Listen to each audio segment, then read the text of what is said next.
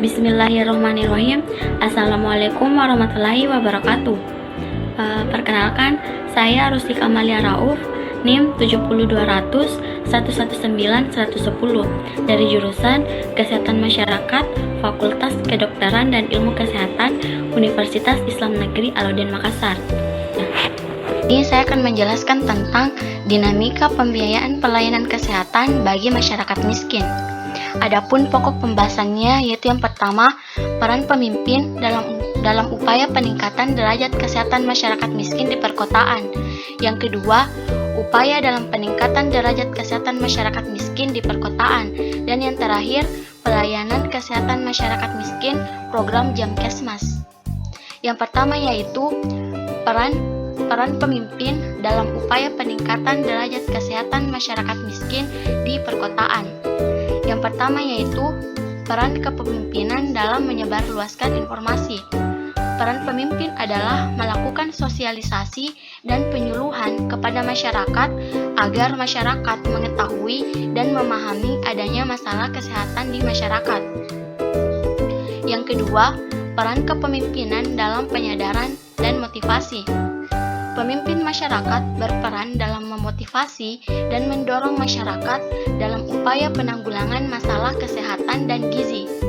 Yang ketiga, peran kepemimpinan dalam membimbing, menggerakkan sasaran dan masyarakat.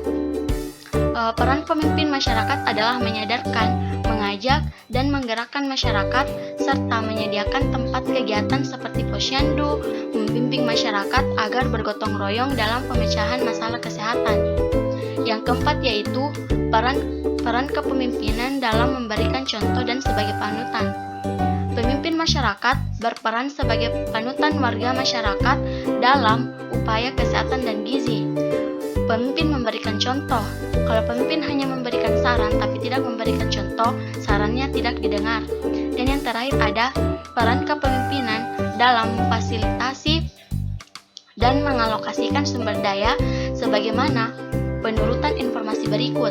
Pemimpin menyadarkan masyarakat, mengarahkan masyarakat tentang pentingnya kesehatan, dan melakukan penggerakan pengumpulan dana sosial untuk kesehatan. Peran pimpinan masyarakat adalah memberikan bantuan. Kalau ada keluarga atau masyarakat yang kurang mampu, pimpinan desa melakukan penggalangan dana dan pengumpulan dana.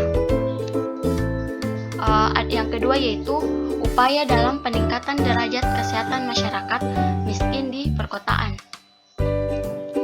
Rendahnya status kesehatan masyarakat miskin terkait erat dengan terbatasnya akses terhadap pelayanan kesehatan, baik karena kendala geografis maupun kendala biaya atau ekonomi.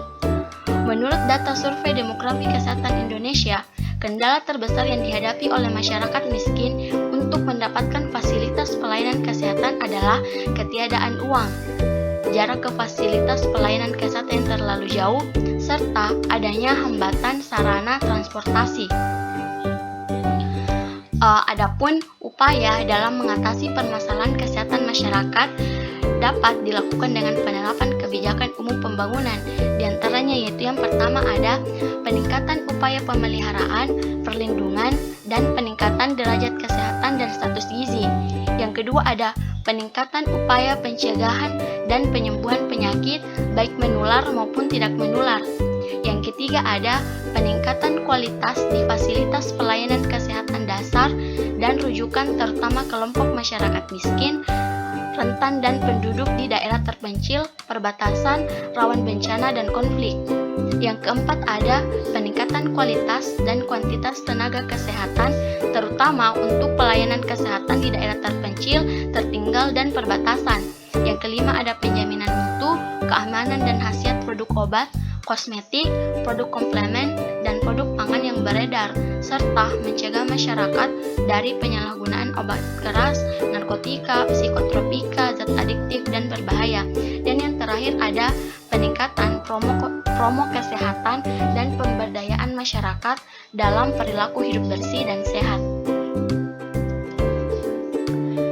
Yang ketiga ada pelayanan kesehatan masyarakat miskin program Jamkesmas.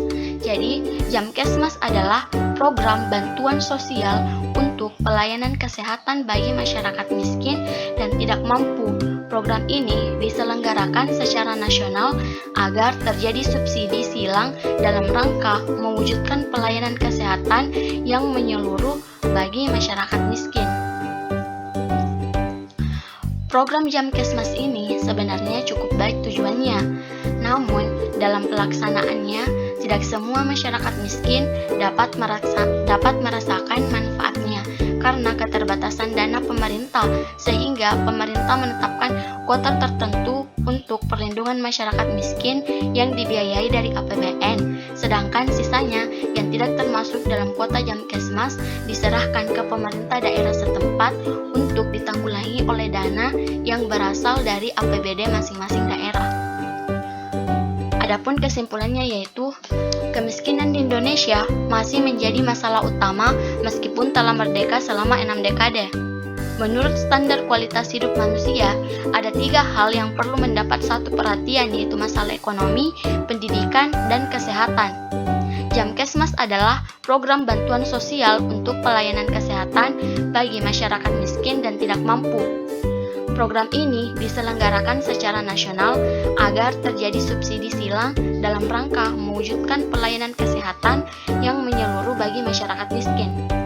Program ini diselenggarakan secara nasional agar terjadi subsidi silang dalam rangka mewujudkan pelayanan kesehatan yang menyeluruh bagi masyarakat miskin. Sekian penjelasan dari saya. Assalamualaikum warahmatullahi wabarakatuh.